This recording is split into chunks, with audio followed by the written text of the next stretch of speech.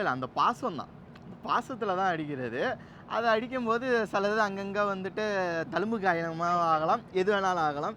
அது சொல்றதுக்கு ஒன்றும் இல்லை. கரண்டி வரலாம், சொம்பும் வரலாம். எது வேணாலும் வரும். கையில எது கிடைக்குதோ எடுத்து அடிச்சுருவாங்க. அந்த டைம் கோவம் வந்துச்சுன்னா. அதனால எங்க அம்மாட்ட நான் எல்லா விஷயமும் ஓப்பனா சொல்லியிருக்கேன். எனக்கு வந்த லவ் லெட்டர்ஸ்லேருந்து சரி, என்னை லவ் பண்றாங்கம்மா, இந்த சாட்லாம் வந்திருக்கு அப்படின்னு எங்க அம்மாட்ட எல்லாமே நான் காட்டியிருக்கேன். மோஸ்ட்லி வந்து நான் ஓப்பனா தான் இருப்பேன். எங்க அம்மாட்ட எல்லாமே சொல்லிருவேன். இப்போ ஆஃபீஸ் போயிட்டு வந்தாலும் இன்னைக்கு என்ன நடந்துச்சுன்னு எங்க அம்மாட்ட நான் அப்டேட் பண்ணிடுவேன். அம்மா இன்னைக்கு என்ன நடந்துச்சுன்னு அவங்க என்னன்ட்ட அப்டேட் பண்ணிடுவாங்க. அதனால தான் எங்களுக்குள்ள அந்த கம்யூனிகேஷன் வந்து கொஞ்சம் நல்லா ஸ்ட்ராங்கா இருக்கு. அவன் வந்து 11th படிச்சுட்டு இருக்கும்போது அந்த பொண்ணே வந்து என்கிட்ட பேசுனுச்சு. இந்த மாதிரி உங்கள் பையனை நான் லவ் பண்ணுறேன் அப்படின்னு சொன்னுச்சு. அப்போது இந்த வயசில் வர லவ் வந்து எப்படி இருக்குங்கிறத வந்து அந்த பொண்ணுக்கிட்ட எடுத்து சொன்னேன். ஒரு குறிப்பிட்ட வயசு வந்ததுக்கப்புறம் நீ படிச்செல்லாம் முடிச்சுட்டு ஒரு நல்ல பொசிஷனில் நீ இருக்கும்போது இதே மாதிரி வந்து என்கிட்ட சொல்லு, என் பையனை நான் கல்யாணம் பண்ணி வைக்கிறேன் உனக்கு அப்படின்னு சொன்னேன்.